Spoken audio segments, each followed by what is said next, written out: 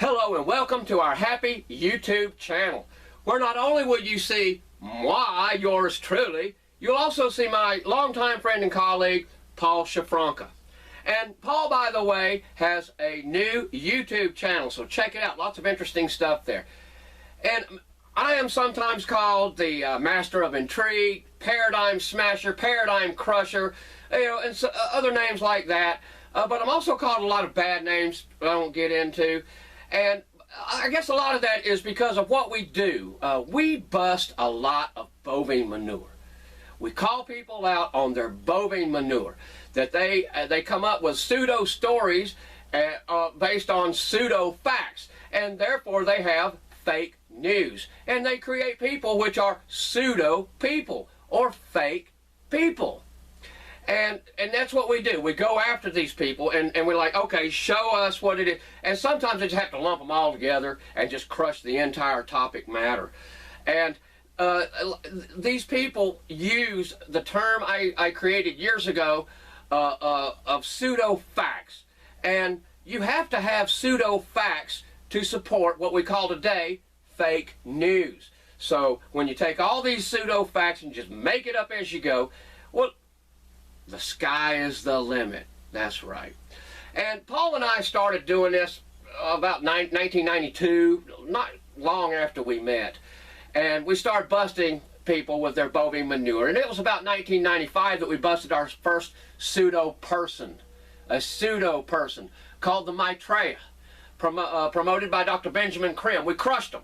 Crushed them. And my prediction is there will never ever be somebody come up out of nowhere and go, I am the Maitreya, and do miracles and all this stuff. So if you're into Maitreya, you will eventually get over it. You will.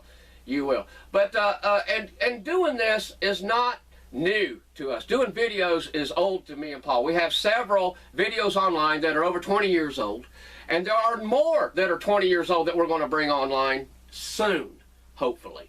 And all of those will be pay-per-view. They are as current 20 years ago as they are today. It's just amazing, amazing. But other things that we busted along the way were like the Dead Sea Scrolls. We called bogus on them in the, 20 plus years ago. And since then, others have come along with their own research and declared the same thing as we did.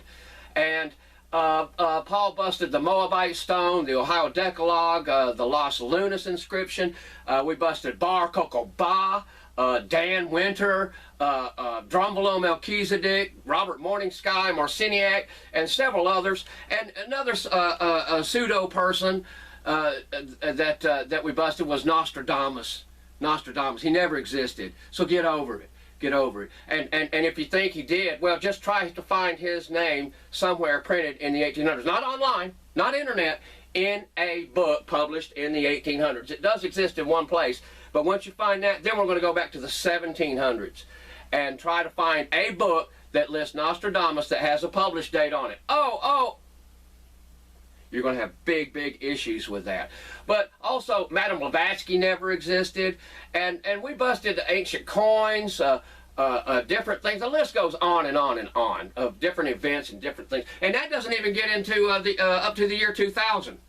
Doesn't even get to the year 2000. But in our line of work, what we do, we open ourselves up to being criticized and destroyed academically and scholastically, which so far it hasn't happened.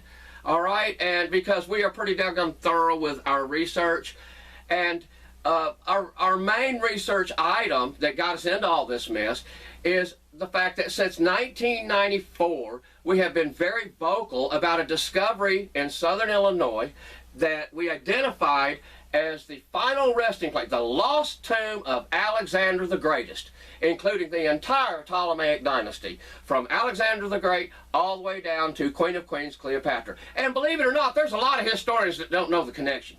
They don't know the connection that Cleopatra was the end of the Ptolemaic line, and they don't know that all these cadavers of kings and these corpses were all buried in the same mausoleum. They don't know that for some reason.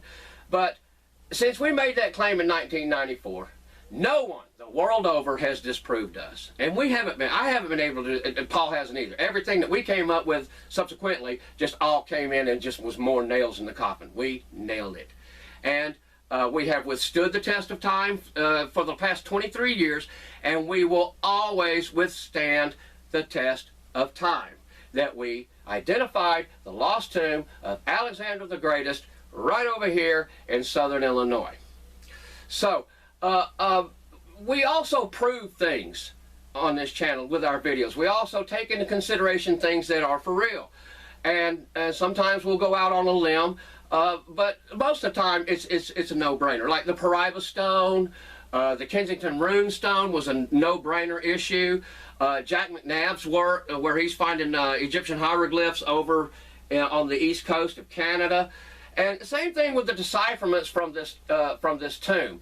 The stones themselves tell the story of what happened and how it got here.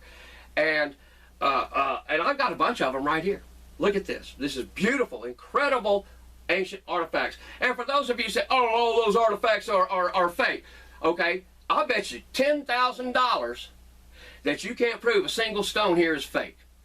You can't do it. It ain't gonna happen. All right, so put your money where your mouth is, because that's what I have done for decades. Decades. I'm tired. I want somebody else to put their...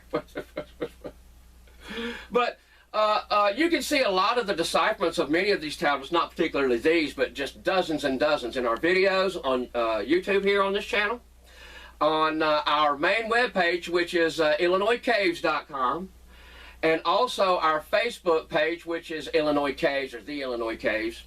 And if you have an extended attention span, and you're looking to have your brain entertained or tickled a little bit, come on in. You'll either be glad or sad that you got here, one or the other. And beyond that, I want to give a big thank you out to our supporters and friends all over the world. We have many people from on just about every continent except Antarctica, and maybe even there, I don't know. But thank you to our supporters. And some people have asked, well, how can they donate or whatever? Well, the first thing you can do is watch our pay-per-view movies. That way you get something. And you can buy the books, my books, at alexanderhelios.com. And you can also donate at the link here. Where's that link at? You can donate. And I want to give a special thank you to Zach at ZTT Consulting. Thank you, Zach. And all the people at Higher Grade Knowledge. Thank you. And especially, last but not least, I want to thank you. Peace out, brothers and sisters.